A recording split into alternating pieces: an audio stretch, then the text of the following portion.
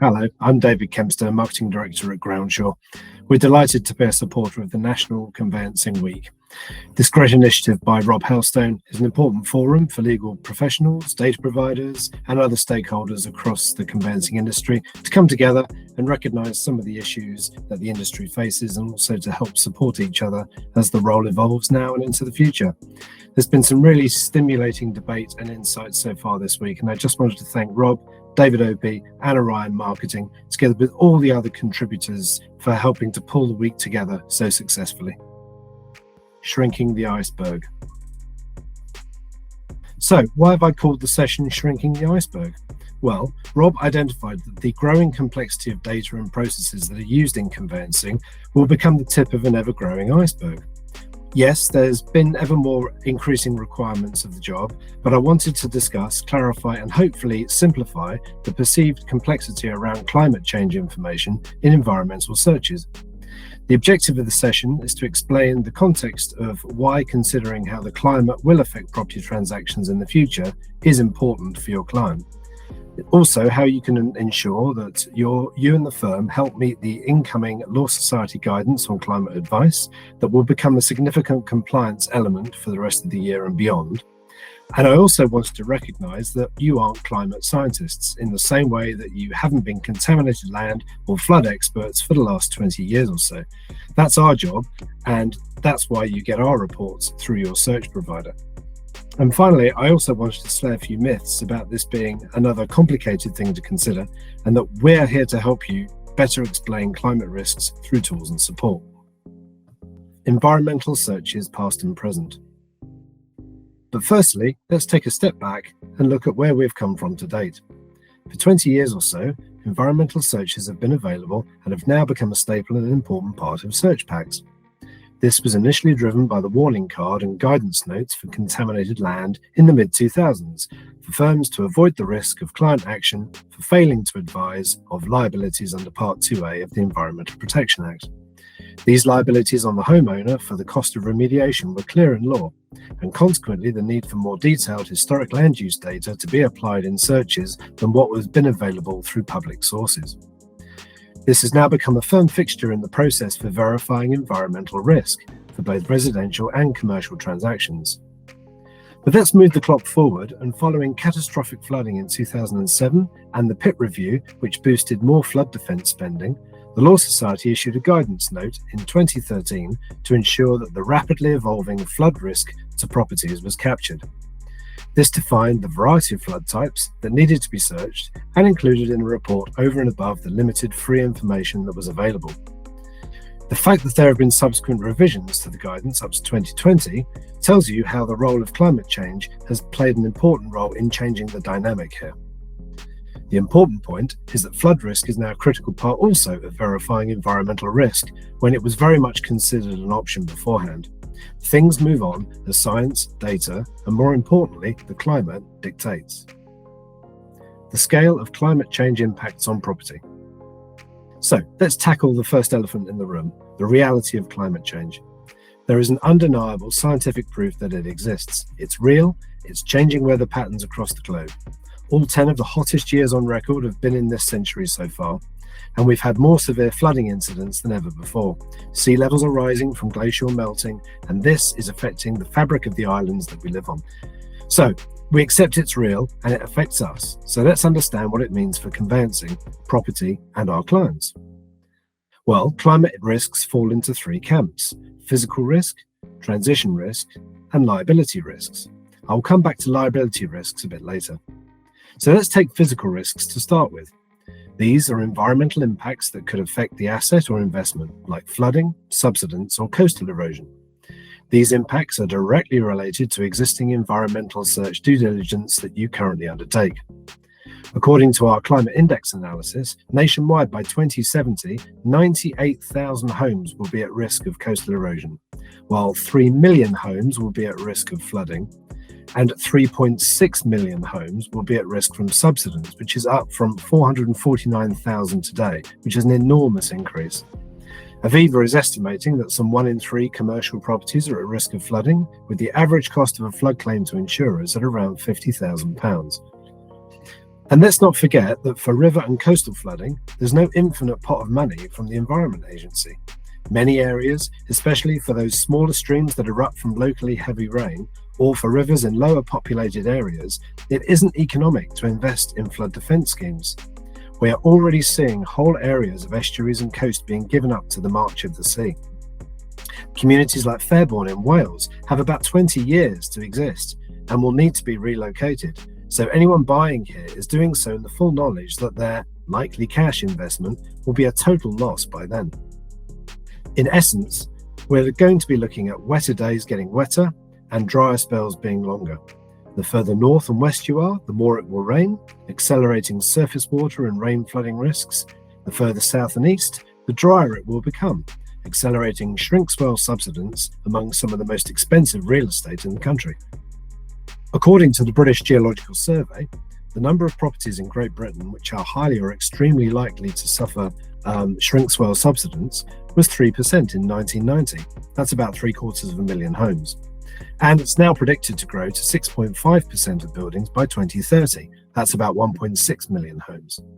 And all the while around our shores, sea levels are rising and could be up to a metre in extra depth by 2100, accelerating cliff erosion across some of our more vulnerable coasts in the east and the south. And we've seen a clear example of this just in the last couple of weeks in Hemsby, Norfolk, where properties have had to be demolished after high spring tides ate big chunks of land away, knocking years off the life expectancy of the properties at a stroke. For one poor resident, who bought her property as a renovation project just 3 years ago, she has now had to face up to a total loss. We'll come back to Hemsby in a short while, as it serves as a salutary lesson for conveyancers going forward. There are also transition risks, the impacts of policy or legislation that moves economic assets away from high-carbon, energy-intensive activities.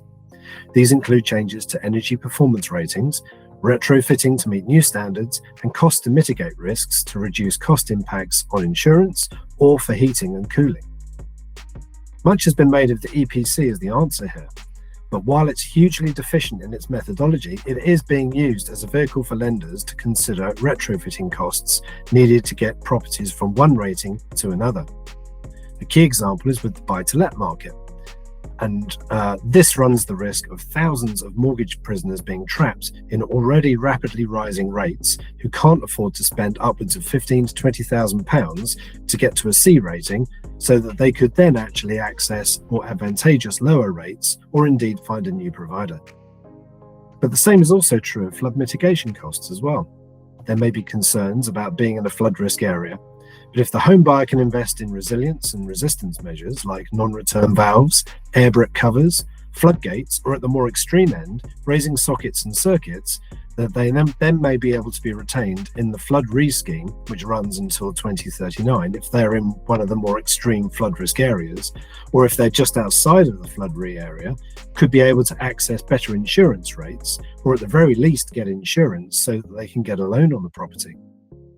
But these costs will need to be factored in going forward and will be a key consideration in the future of climate data for conveyancers, lenders, and your client. Implications and duties for conveyancers. I wanted to turn next to what this means for conveyancers and lawyers in the context of client advice in the property transaction. One of the fundamental duties that you perform is that of the duty of care, and I don't need to sit here and tell you about how to do that. It's second nature to how you conduct your relationships and how you go about the transaction. Client care letters have inevitably expanded in recent years to cover processes for AML, source of funds, know your customer, and so on. But there are important considerations also to how you communicate about environmental risks, particularly in the context of prevailing guidance. The fact of the matter is that there has probably been a duty of care in existence since early 2021 to advise on climate risks. Clauses were in place for legal professionals to use from the Chancery Lane project, where climate analysis at that time wasn't available to be able to comment on. But Marnie's clause, as it's known, at least gave a consistent format to accommodate the acknowledgement that risks did exist, but that they couldn't be commented on. Then, in 2021 and 2022, litigation action emerged against directors of global carbon majors who were failing to uphold carbon reduction commitments and greenwashing their way out of it, as advised by counsel and some external law firms. This has exposed managing partners and compliance managers to the growing environmental, social, governance risks, or ESG, which is based on the ethical approach as to how they advise clients on the impact of their activities on the planet, but also how they identify climate change as having an impact on the advice on the client's assets and investments. In July 2022, UCL professor Sarah DeGay, in her UCL research paper series on climate change and the rule of law, asked the question, can in England and Wales qualified solicitors risk not advising their clients on climate-related risks? For which she concluded, my answer is a definite and resounding no. This was supported by Stephen Tromans KC, one of the UK's leading environmental law barristers, whose legal opinion that we launched in September 2022 stated, solicitors and licensed conveyancers owe a duty to clients to provide warning and advice as to risks which they are or should be aware of and which may be adversely affecting the property being purchased. This is part of the general duty to exercise reasonable care and skill in carrying out their retainer. Failure by the solicitor or conveyancer to follow these practices may result in damages for claims for professional negligence, increased insurance premiums, and possible reputational damage.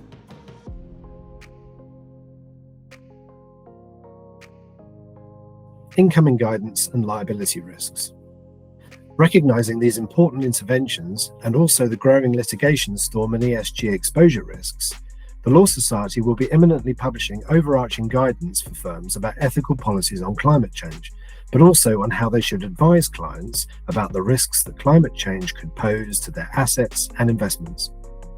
We're expecting this to be made public any day now, and will set the bar in terms of clarifying the duty of care. And now that climate information is readily available, and that there will be a heightened duty to disclose and to warn, it's important that firms understand and communicate this as well as ensuring that they've undertaken the necessary education, training, and implementation of standard processes to advise and signpost these risks to clients. And on this, I just wanted to go back to the third and perhaps the most important risk on climate, and that's liability risks. This is a customer or a company that could seek compensation for losses that they may have suffered as a result of the physical and transitional risk related to climate change.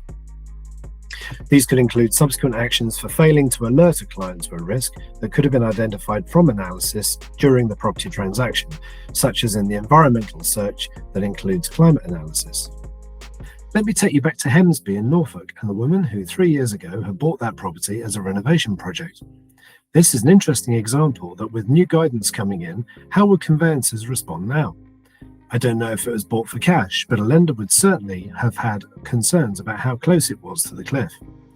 Our climate index analysis shows that there's a 50% chance that the property could fall into the sea within 5 years. You can see from the image here that the pace of the erosion into the village is quite extraordinary.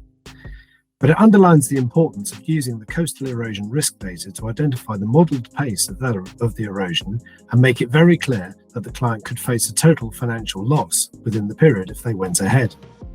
The client may, of course, accept the risk, and that you would gain evidence, obviously, of that acceptance, but at least you would have signposted it clearly using the forward climate analysis and also have evidence of that in your communications too.